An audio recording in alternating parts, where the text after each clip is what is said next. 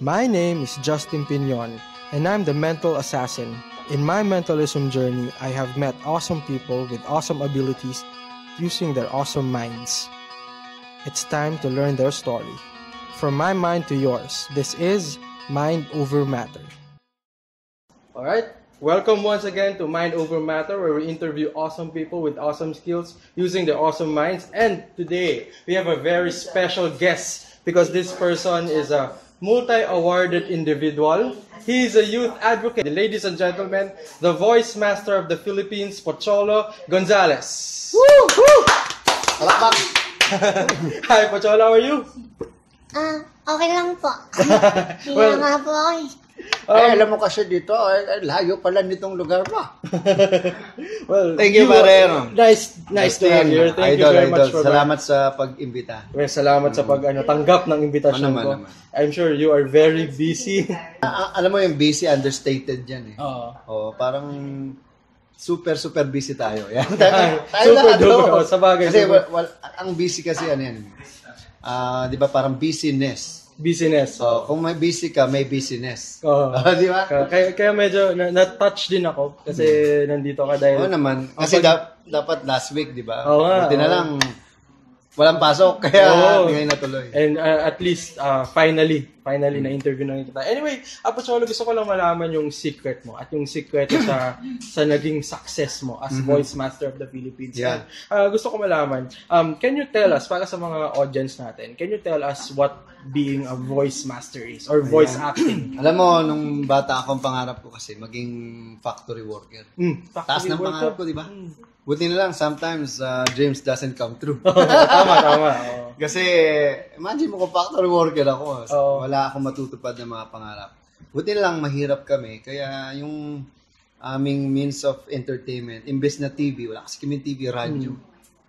So, nung bata ako, nakikinig ako ng mga radio drama kasi wala nga kami TV. So, tuwing gabi, merong gabi ng lagim ako pinapakinggan na radio drama. Ay, naalala ko yun. Isang gabi ng lagim. Tapos, si Putoy at si Lolo Tasyo ay naligaw sa kugubat. Ha, Lolo, nako, may monster dito. Ay, nako, sabi ko sa'yo, Apo nako, ginabit tuloy tayo. Ay, Lolo, may monster doon. Kakainin ko kayo. Nako, Apo, huwag kang mag-alala. Ako si Kapitan Kangkong. Kapitan Kangkong. Humanda ka sa akin, puno. Itong bagay sa'yo. Ayan, patay na ang puno. Galing mo, Lolo. Hindi ako ang lolo mo. Ako si Kapitan Kangkong. Ayan. At yan natatapos ang kwento. Yun pa lang. Alam mo yung ilan sa mga nakikinig boses. ka doon sa radio drama, ginagaya ko yung boses. Eh di syempre, na-develop yung voice acting skill ko. Little that I know that one day, yung boses na yon, yung ginagaya kong boses ay magiging boses din ng napakaraming tao. Ibig sabihin, I became the man behind 1,000 voices. Correct. Alam mo, minsan, yun ang nakakatuwa. No? We are actually stronger and bigger than our own dreams. Yes. Yung pag narating mo na isang bagay, mas higit ka pala dun sa gusto mo. Beyond. Meron palaging beyond of what you can do. Correct. Kaya, tulad nung idol kong si John Caleb, magaling yun eh. Idol ko rin lagi yun kong sinusundan yung mga sinasabi niya. Kaya sabi ko, ito yung mga dapat gayahin natin mga tao. So, bilang voice actor, tama ba? Voice actor? Voice artist. Voice artist. Bilang voice artist, ano na yung mga iyong nagawa? Like, simula nung umpisa ka hanggang ngayon, like sa broadcasting. Naku, napakarami na. Libo-libo na, brother. Isa sa mga siguro pinaka-kilalang commercial na ginawa ko, yung Bibo Hotdog. Ako yung boses ng puppet. Alam mo yung may matching ba yun? Matching. Tsaka parang si Kiko Matching. Kasi nung bata ko, paborito ko Batibot. Ikaw din siguro. Tsaka Sesame Street. Sesame Street, Kasi yung Batibot, dati ang pangalan niyan, Kalye Sesame. Kalye Sesame. Naging Batibot. Naging Batibot. Talaga? Totoo. Yan, original. Actually, yung Batibot, mag-aari yan ng Sesame Street. Parang franchise sila. Kaya nga nung nawala si Kiko Matching at Pong Pagong, kasi yung rights nun, pag-aari nila. Kaya pinalitan. Di ba noon sila Pong Pagong, Kiko Matching, ganito yung boss. Magandang araw mga bata. Para si Kiko Matching, tinapang bangos. Tapos biglang, Upi, anong ginagawa mo? Sabi yung, uy, Pong, kumasa tayo. Di ba gano'n? Tapos, isa rin sa paborito ko, yung Sesame, yung sila Cookie Monster. Magka-boses yun eh. Oo nga, sa bagay. Parang English version yung, I want some cookie is for me. Doon ako natuto magbilang. So, Sesame Street yung, one beautiful girl. Two. Si Count Dracula. Si Elmo yung, come on. Alam mo yung nakakatawang gayahin. Tapos pag ginagawa mo sa school, ayun, yung mga bata, natutuwa yung mga klase ko, parang napapatanga. Alam mo yun, hanggang sa parang ako na yung naging leader ng grupo kasi parang every time na sige, sample. Ayan, hindi, tuwan-tuwa naman ako. Ayan. At kilala ka rin, aside from being a voice master, di ba? Kilala ka rin bilang youth advocate. Pero hindi ko pa nagagawa yung Bibo Hotdog. Bibo Hotdog. Sample. Ganito yung boses ng papa niya. Pabe, Bibo. Papang Bibo. Anong sikreto ng bagong Bibo? Di ba? Tikman mo. Paano? Papit ako Yeah. Tapos ako yung voice over, ha? Ikaw yun. Ang sikreto ng bagong Bibo, keso. Ang laki ng kinita ko doon. Pati sa mga di ba? Anime. Marami. Yung mga paborito ko sila, Cyborg Kuro-chan, Bubu Chacha, yan, mga paborito ng mga bata nung araw. Nature Garden. Ako nagboses sa tatay ni Sanchay. Okay. So, kita mo naman ang daming use nung pagiging... alam mo, sabi ko nga, ang boses ay yan ang pinakamahalaga at pinaka-wonderful gift na binigay ng Diyos sa atin. Yes. Imagine mo kung wala mo tayong boses, paano tayo magko-communicate? Ganun tayo. Hindi natin alam kung anong sinasabi ng ibang tao. Because our voice is a force. It's a force. You can change the world because of your voice. Ikaw, as a mentalist, sige, huwag kang magsalita. Paano mong makita yung galing? Mahirap makipag... It's not just for voice artists or voice acting, but it's for human.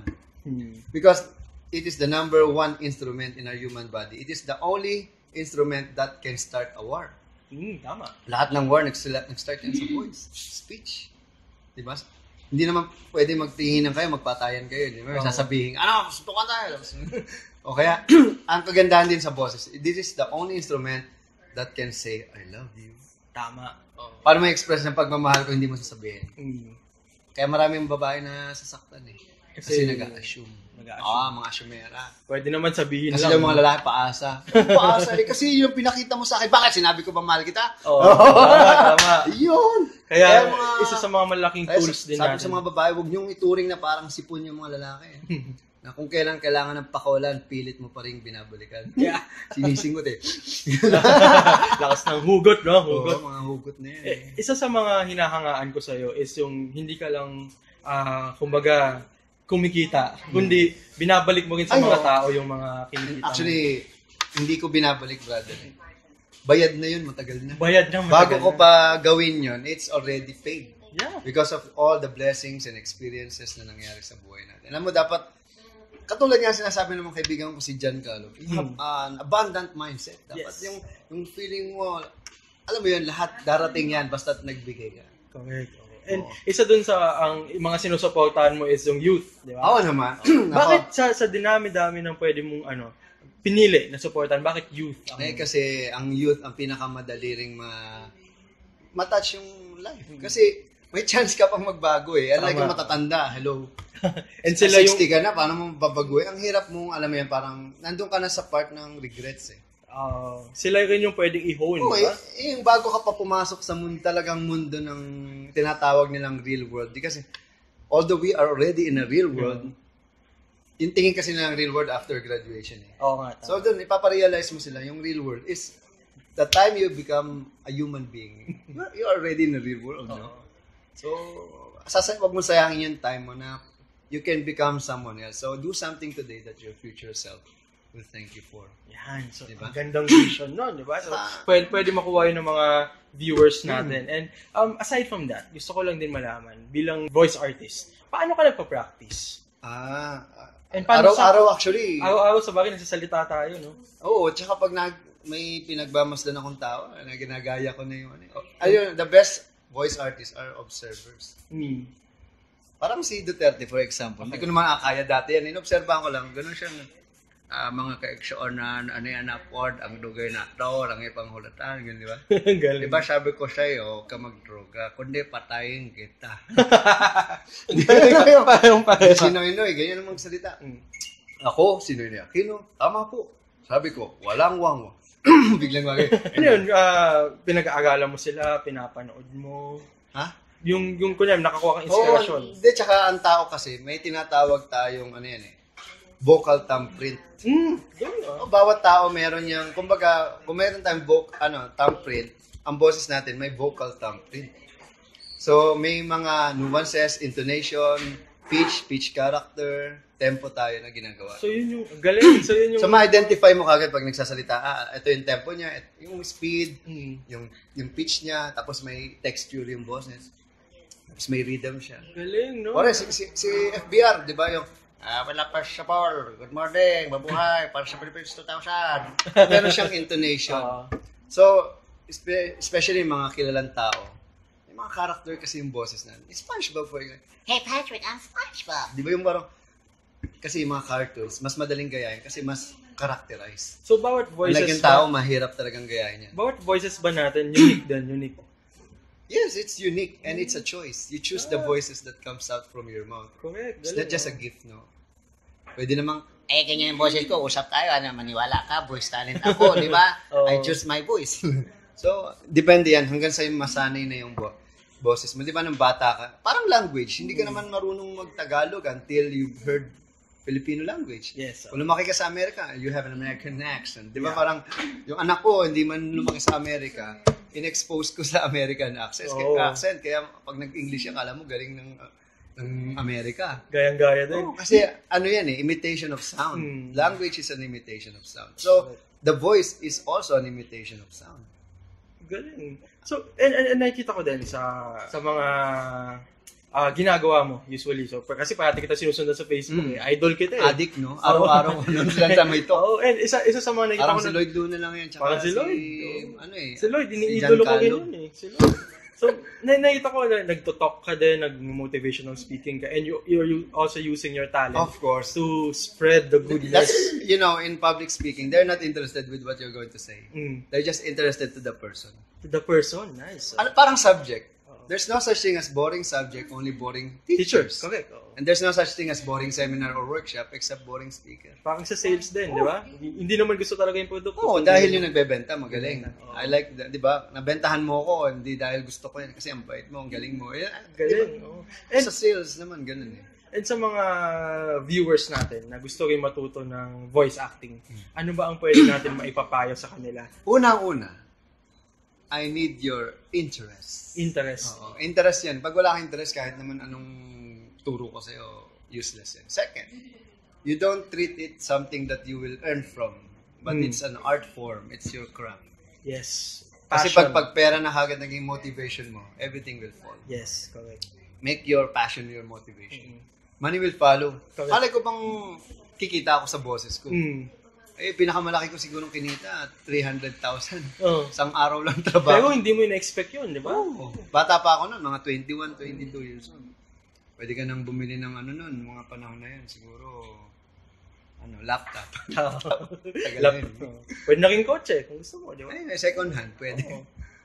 Pero, di ba, for a one-day work, kayang-kaya. Kaya. Pero ngayon, imposible na yun kasi mas mababa na yung bayaran. So, dapat interest, passion, ang tawag ko dyan, team. Team. Team. Ano yung team? Time, effort, ability, and money. Time, effort, ability, and money. Okay. So, ability and availability. Basically, ability mo pa rin. Di ba? Kailangan mag-invest ka ng team. Yung time mo, yan ang number one investment. Yes. Kasi yan ang pinakamahal na kumbaga currency. Correct. Di ba? And meron kang school, di ba? May school ka of voice acting. Pwede ba natin imbitahan yung mga natin? Gusto mong maging voice artist, mag-workshop ka sa amin, yung Creative Voices Productions, Philippine Center for Voice Acting. Ang title ng workshop namin, Voice Works, Basic Voice Acting Dubbing Workshop. Pero, mas maganda, bumili ka na ng libro. Yes, yung libro ni Pocholo, lalabas na. Kasi diba? pag may libro ka, gugustuhin mo pa lalong mag-workshop. Yes. Kasi, iba pa rin yung, actually, paano kita tuturuan sa libro? Pero andun yung basic idea. Ano yung title ng book mo? Pag ikaw tinanong kita, diba, pag tinatanong mo yung isang tao kung anong gusto nila maging, ano yung sinasabi nila? Diba? Usually, doktor. Ganun.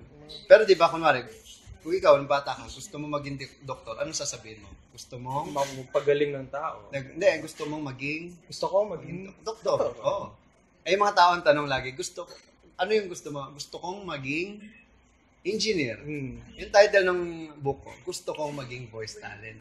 Gusto ko maging voice. Kasi sinasagot nyo na yung tanong na bakit. Kasi gusto kong maging voice talent. Galing. Again, Pocholo, maraming salamat sa iyong time. Maraming salamat. I'm sure marami ka pang gagawin pero nandito ka. Kaya sobrang natouch ako. Ay, alam mo, pag importante ka ng tao, binibigyan ng oras. Yun. Hindi pwedeng tignan ko.